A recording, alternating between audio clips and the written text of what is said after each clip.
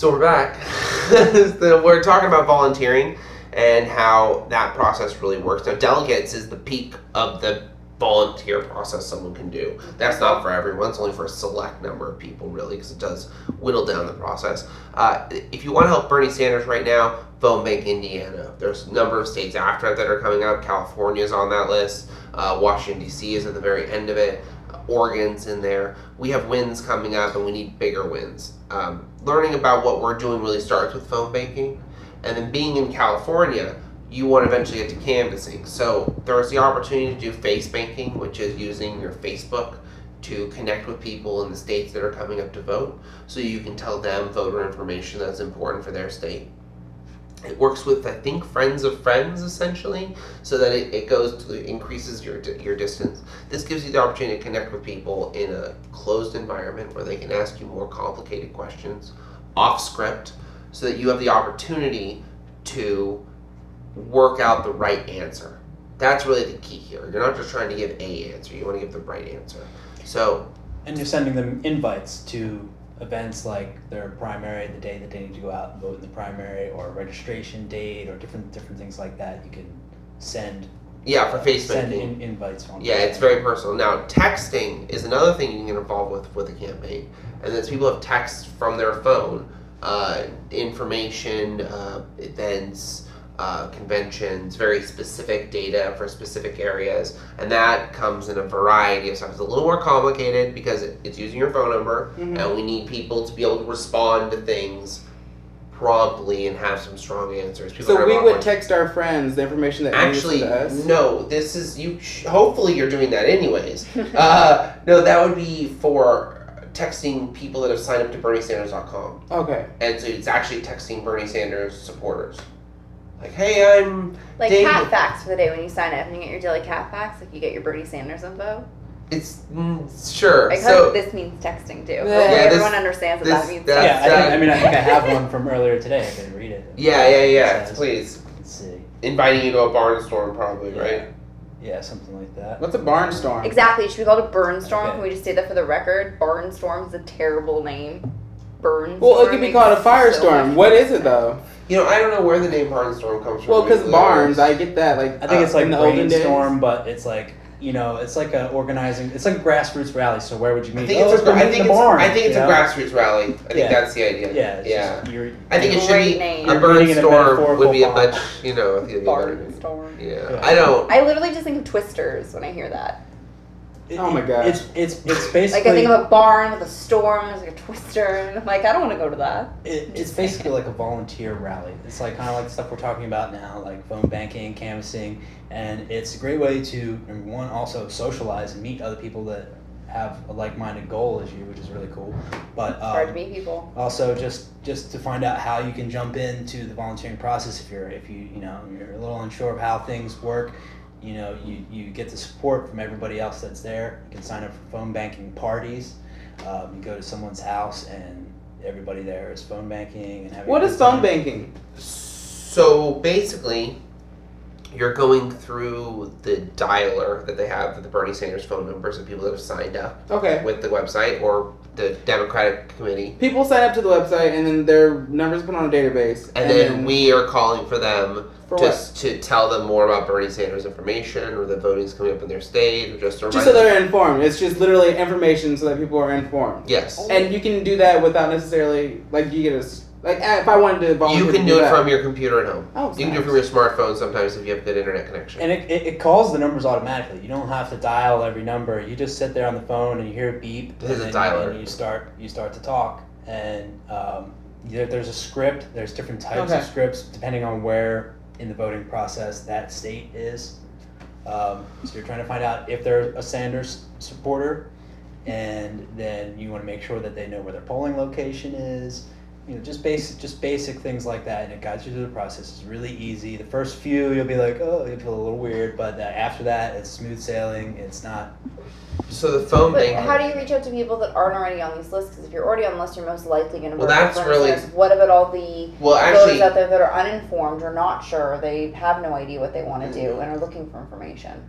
First off, we do get a lot of people that are on all sides of the line on these phone calls. I think this is active voter data. I'm not 100% sure. We have some thoughts about where it all comes from exactly, but it's voter data, so it's all kinds of voters. Okay.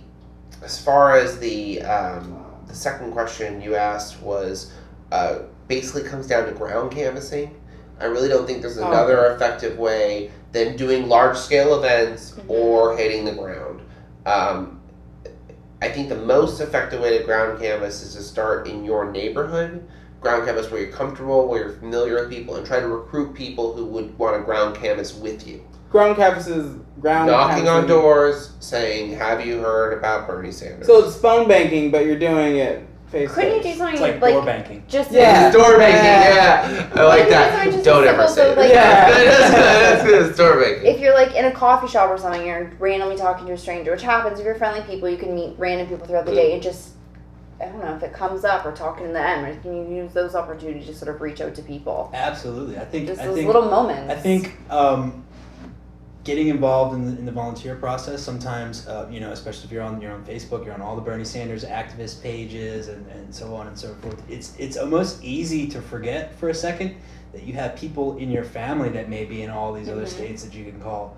Start there. Start with the people that are really close to you. Those are ultimately going to be the people that are going to listen to you the most. Right. Give you the benefit of the doubt. Or the hardest to talk to. Or the hardest. Either way, Yeah. Yeah, but you can have like simple interactions with people. Like just my shirt draws attention to people because they're like, "Oh, I love that symbol. It's Barbie." And just from that, you're like, "Do you know about Bernie Sanders?" And I've been able to turn that into just an opportunity of like That's just informing them about something. Yeah, shirt banking. Shirt banking. What we wear. Can we and copyright that? I don't think we should. So yeah, what we wear and what we say is the most important part of the process. Who we talk to and how we talk to them. For example, right now, we need to dig in really hard to the Democratic Committee because Democratic parties are trying to basically change their policy because we want them to go away from war hawking and banks and money and into the people and supporting our actual goals. And so we want to change the policy of the whole party, and that's why we need everyone to stay in and stay focused on being in the party but not donating, to continue putting pressure on the superdelegates. And that way we can roll through with our nominee, which is Bernie Sanders, who is an independent, who has gone with the Democratic Party for very complicated reasons. We've all heard the phrase rigged two-party system. Mm-hmm. It's for that reason. So there's a legitimate, very complex system that makes it challenging for third parties to run. And you don't want to end up being the running for 2 Academy Awards sort of deal. And having 2 names on one ballot with name on it twice in 2 different places is only going to be confusing, or end up with ballots getting split your vote. Can have a lot of problems. And if you run as an independent, essentially from the get-go, you're not going to be involved in the debates. You're not going to get the media exposure. It's It questionable. pretty much always comes down to Republican and Democratic. There's Right. never And never a third person getting involved. We need that to change, but the electorate itself are actually just delegates. I'm learning about this right now. The electorates are similar to delegates in the same process that we also vote on in each state, but it's a different system of how it works. Because that's for the one. There's an electorate. that's what's for an the electorate? That's for the actual election. The actual in November we use an electorate where each state has a certain amount. Each state is all or nothing. So if you win the state, you take all the points. So that's how you have to get into the electorate system in order to become But president. I don't know what an electorate is. It's So It's confusing. more than it's another form of delegate Oh. essentially. like it's like the next level, like Yes. the superdelegate, and then it's the. Well, this is a electorate. separate form entirely because we're doing the primary right now, and that's for the general election. Oh. So the primary is done in July, and the general election is in November. So we have a lot of work to do. And there's also state conventions that happen after the DNC. So the DNC happens, then What is Florida. the DNC? The Democratic National Committee. Is there a Republican Or National National Committee? Convention, Oh, but I guess yeah. you only The care about RNC. Democratic. Yeah, okay. Yeah, they have it one too. Yeah, absolutely. Okay. Or sometimes they call it the GOP. Right? Yeah, the GOP. I don't think I know. What does the GOP stand for then? Government, people. Yeah, that's a good question, actually. God, you actually stumped me on a relatively simple thing. Good job, So yeah. look that up. You were going to look that one up. So, I do hear GOP all the time, and I don't know what it means. yeah, general opulence politicians. I don't know. So many roles. Those are acronyms, but yes, I agree. What it's really coming down to is right now we have some specific volunteer opportunities in states that we don't have in other ones. Okay. Right now in Alaska, for example, the delegates need to make it to the state convention at Anchorage. That's going to require them flying. So they're already fundraising. Fundraising is kind of challenging when you're on the outside of the campaign. And that's a really important part of the process, right? Okay. So anyways. You ready for this? Yes. GOP stands for Grand Old Party. No way. No. I literally thought you were gonna say like Grand Old Opry. You're like Grand Old Party. It's basically It's a amazing. few letters away from that. Oh, that's amazing. Grand Old Grand Party. Old Party. Vote for us. We're going to get in trouble for that. Just don't make too much fun of it. They are. We still have to go up against them for the next ever. Yeah. So, They are quite grand. yeah. So, Alaska has a delegate problem. They need to make Anchorage. Hawaii still needs more delegates right now. Maine, I think, is in the same situation. We also need people to keep protesting in New York. We need people to keep pushing in Arizona for whatever we can. And delegates in every state. And so there's something for every Bernie Sanders supporter to do right now at whatever level you are. And if you have nothing to do, go find somebody else to do what you used to do, because this is going to be how this builds. We can just keep the chain going, and then suddenly we have this progressive. Find a barnstorm. Find a barnstorm. Make a barnstorm. Yeah. I just want to clarify this because I've heard that there was a lot of importance on this in some of the other caucuses that were taking place, where really early on they're giving false results or calling what's happened, so people want to step out of line or not stay till the end. They're like, oh, there's no point in voting because we're being told, Well, it's kind of over, and that's sort of just a way to trick everyone. This is a good point, actually. The Republican system is win or take all. The Democratic system is Not every state. Well, okay, it gets even more complicated. But the Democratic system is a percentage of votes. Mm-hmm. So if, let's say we're going to win a state, Bernie Sanders is going to win a state, it's not enough that we win a state by 50%, 51%. We need to win the state by 65, or what is that? They call it 15 points, or not 25 at that point. I can't math. Anyways, the point is that we need larger margins. So everyone has to stay in line. They cut off the line vote at a certain time, like 7:30, 9 o'clock, whatever it is in the state. You have to be in line by that point. You stay in line until you vote. Mm-hmm. If you haven't voted, you stay in line. Yeah. The second you leave the line, you cannot then get back in line. They'll cut you off. Oh. But I think what you're talking about is more of the media's reporting. Mm-hmm. Well, that's what they're literally trying to get people to leave the line. Yeah, that's right. I was hearing that was the problem. There was the early reports of this person's won, and you're like, what do you mean? Most people haven't even voted yet, and then people are like discouraged and they'll leave, and then that's how. And we need the larger numbers are margins. shrinking, Yeah, which is just kind of more trickery than. Well, I think the real. worst case of that was in Arizona, and I Mhm. believe what they did was they counted all of the mail-in early votes first, because they already had that available to start counting, Mm-hmm. and the margin was so heavily in Clinton's favor that they just reported that, okay, there's no way Sanders can come back. So essentially, as you know, on any given election day, you can go online. There's various media sources that will report the tally.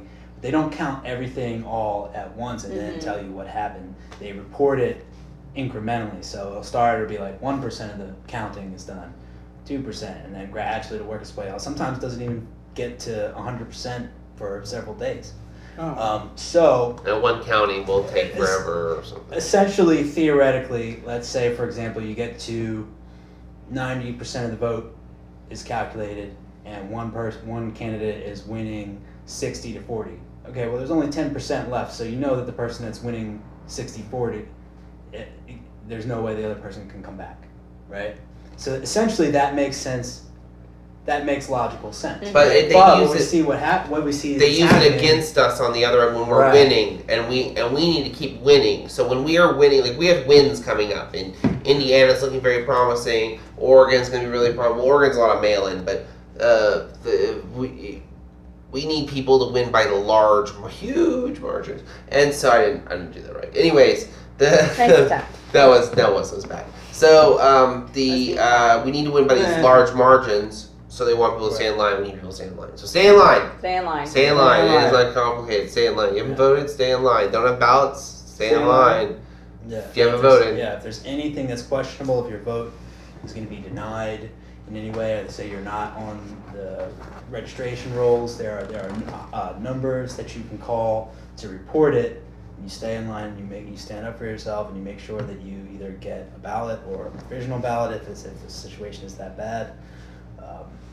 In California, I anything think you have to but call. You can call and check your provisional ballots to see if they're counted. There's a whole. California has a pretty decent system, but they aren't counted initially in the beginning. There's a whole another process where they put people onto provisional ballots because the provisional ballots are counted later, and so they can declare a winner like they did in New York when there are still so many ballots to count that it could come up more split. And so that's kind of what they're trying to do in California by moving these people off of their Democratic registration because they're forcing people onto affidavit ballots. Yeah, and I mean there have been some certain times like during this election where sometimes the calling of the state takes place a little too early, and we're asking ourselves why. Mm-hmm. How could they call? There's only 1%. Was it Maryland in the last 5? It was 0%. Yeah, Maryland got called when there was no reporting. Zero. Released yet. They already had calculated it. I don't know if that's because the election committee that's counting the votes is already way more ahead than what the media knows, or something like that. But I mean, it's just.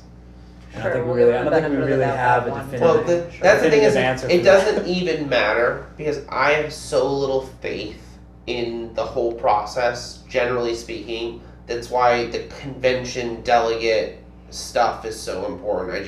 I've lost my faith in that our elections are being handled fairly, and I feel like every sign is there to say they're not being. And frankly, with how much money and lives are at stake, not terribly surprised we're having this issue. Right. So what it really comes down to is we need to stick with the process, not be discouraged. We are trying to hold this person accountable for separate things that are happening, and they're trying to assume control of the government that is trying to prosecute them. So I think we need to stand up for what we're trying to do, what our future means, and what's important to us. And that's a little different for everybody. But for me, it means getting Bernie Sanders the nomination right now, and that means doing it however is within the rules. Yeah. I think focusing on the basics, not giving up, being persistent, being educating ourselves on the process, and and capitalizing if our opponents don't do that. If they feel, oh, this is already in the can, and we won. There's no way we could possibly lose. Well, what happens when you underestimate someone, especially a tenacious underdog marathon runner? That's when you're more vulnerable. That's when you can get sucker punched and lose. So mathematically, it is still possible. It's going to be difficult, but it is still possible to come into the convention with the lead in pledged delegates. And if we have a lead, it's possible even to go into this is really important too. It's possible to go into the convention with less delegates, but actually have more because of how the count is processed in certain states. Right. Certain states, whoever that person is could have completely shifted, and they may be voting for our side now because that spot was open and it was open all the way through. And if that person is doing the convention process, they have every right to stick to their convention thing, to represent the people, because that's what they're doing. If the people don't show up, the representation changes because they're delegating responsibility for their vote. It's right in the name. So if the voting only matters as far as the delegate delegates it. Now, essentially, also at the convention, each candidate is going to give a speech, and basically tell everyone why they should vote for them. So that's an opportunity, especially considering that Senator Sanders has been shut out largely from the media. That would be an opportunity where everybody's going to be there, and get his platform out and affect the platform. And his goal now is to basically make the argument that he's the strongest candidate to defeat Trump or any Republican. Which is a statistical fact. Right, and this is numerous polls, not just one random poll. This is like pretty much every poll that I've seen says this. So, there's the Democrats, their survival is what is important to them. So it doesn't make sense to run the weaker candidate. Now, does that mean that they'll go along with that? That remains to be seen, but that's, it is a valid argument. It just really comes down to what's the real priority after we've seen them lose so many elections for the past 6 years or 7 years. Also, the factor of the independents that haven't been able to vote in a lot of these primaries. That independents are the largest category of voters, and in fact, they're getting close to outnumbering both the parties. Let's focus on one fact real fast. 5 states voted on the 26th. Of those states, only 1 allowed independents to vote. We won that state handily. What's the point of being an independent then if you're cut off from voting? I often wonder that myself. That's a great question. Why bother registering? Why go through the whole process if you're just like, hey, you can't vote, so no one cares about your opinion? Like, it's pretty much between Republican and Democrats, or should never. You know what? Democrat. Think about how much. I'm going to break it down. It doesn't mean you have to be like a Democrat through and through for your life, but for voting purposes, it seems like the only. This is what it comes down to: is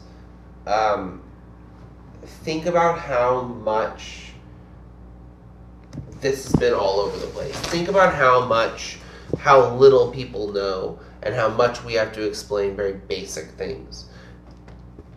There it is. This has been made infinitely. This has been made infinitely complicated for far too many people, and put the people who understand on a pedestal above everybody else. And here we are trying to cut through it all, and it comes down to actually it's a very simple part of the process. Well, I think ultimately people want to be an independent because they feel that it's a sort of a protest. They want to say, well, I'm not affiliated with you because I don't always agree with you. I don't always agree with everything that Democrats do, so I'm on my own. I don't always agree with everything that Republicans do, so I'm on my own. But that same person may not realize that there actually could be sacrificing a right to vote in a primary depending on what the rules are in their state. So I think people have to ask themselves, is this really, what am I gaining from this versus what am I losing? And if you're losing your ability to vote for the candidate that you support, I don't think that's a fair trade, because I don't see the benefit as what there's no membership fees, there's no obligations, you don't have to show up. You have to live like that. Do you know what the problem? I'm gonna be a Democrat on this piece of paper. The problem is that being Democrat or Republican shouldn't be such a closed door mentality.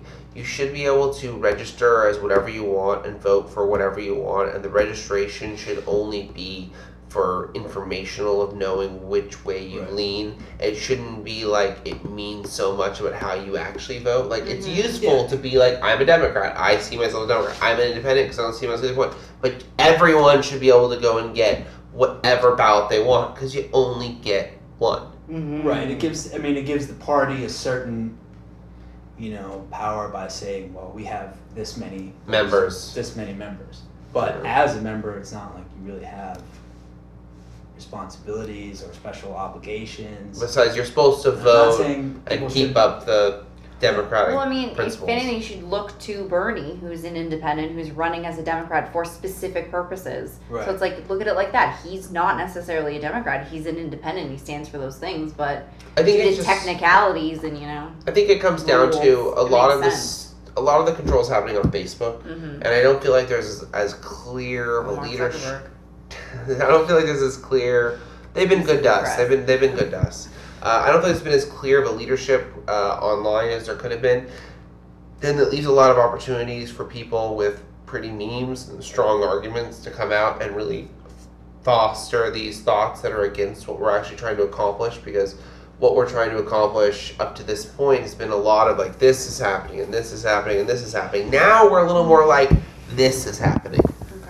So that's we're kind of trimming everything down to like this one real idea to win. We focus on this, and that's the deal. It's a very emotional process too. So people, you have a batch of states that votes, and we win or we lose, and spirits go up, spirits go down, and people start to think, all right, now what? How are we going to recover from this? And you know, the idea starts to spew. Oh, let's just go independent. Let's just start a whole new party, and you know, but it's a lot more complicated. I think they're just a lot more idealistic. complicated than that. Yeah. Idealistic. In a perfect world, that would make sense, but we don't live. We live in a world that has been made imperfect. So, well, and on that note, no. I'm very overwhelmed with information. Yeah. So, is there anything That's a like lot. specifically that was too much, or we, you know, what is the like from going from this? What's your takeaway? I understand what a delegate is. Oh, Yes. I understand the process. Delegates I demystify understand it. how you can volunteer, and I think this can really show people that there is a chance to still win. I feel like there really is a path to win. You know, we're not just trying to hold on to some idea because the American people are 120 million into it. Right. But we're into this. The revolution has started, and we want it to continue. That I think that really shows how much the fire is there, and we want those coals to stay hot. Yeah, and I mean, let's talk about the if we don't win thing, and you know, and that's not to say that we're already moving to Plan B, but basically, Yeah, we can edit this part. Don't we? Essentially, basically, what I'm saying is that even if we were to hypothetically lose, the reason we stay in regardless is because we are going to show the Democratic Party that, you know, look, nearly half of the Democrats here are siding with these values. It's not necessarily just about Bernie Sanders, it's about the values, because he's the voice of people. He's our voice. It's He's not our like we're on voice. his side. He's The speaking things that, for us. yeah, the problems that he's addressing, I've known about long before I've heard of Bernie Sanders, and now finally that there's a candidate that's bringing up those issues, that's why I'm so excited about it and getting involved. You know, sounds like a real Hillary, person yeah, talking, and not a Hillary politician. can point out that, you know, Bernie Sanders is disrupting the party and making her look bad, when in reality, I mean, I grew up with the Clintons and I remember all of these scandals. You know, it's not I like, think we all do. yeah, this is all just something that Bernie Sanders has brought up. And also at the same time, the issues that are passionate about are things that have been around before him. He's just leading the way to bring this to the party. And at the end, Hillary, if she were to win, would have to find a way to win over all these voters. It's not just about, oh, we just, you know, just time to unite, vote blue no matter what, and, you know, we have to stop the Republicans. She has to do something to win over all these people. It's not just a matter of Bernie Sanders saying, okay, well, I lost, so now I'm going to tell everybody to vote for Hillary. He said that he's not going to tell everybody how to vote because we probably wouldn't listen anyway, right? So it's really about the issues, and those issues. A lot of these issues may take us even more than one president to achieve. Okay, so we're gonna wrap this up. Thank you, David Lee and Jason. David Lee. It almost sounded like you were going to say David Lee Roth. I feel less Thank uninformed. you, Jason, David Lee. And I don't thank myself because that would be weird. Thank you, Dawn. I saved that for when It no was one's very looking. informative. Oh, I feel like I probably confused someone. Well, then they can just watch it again. And then we'll be doing this again, and I think we hooked Lee and David. We're gonna see how this all Also, goes. you can leave in the comments any questions or topics that you would Yes, like covered, absolutely. and then we can cover them. And then have a troll get to it right away. And then spam inappropriate stuff all over the website. Yeah. Oh, yeah. That's the best. coming. That's how we know we're winning. We know we made it when they spam us with inappropriate stuff to shut us down. Anyways, on that note, Here's to that. thank you for All right, joining us. thank you for watching. Yeah. How Yeah. exciting! Okay, I'm standing up. Feel the burn.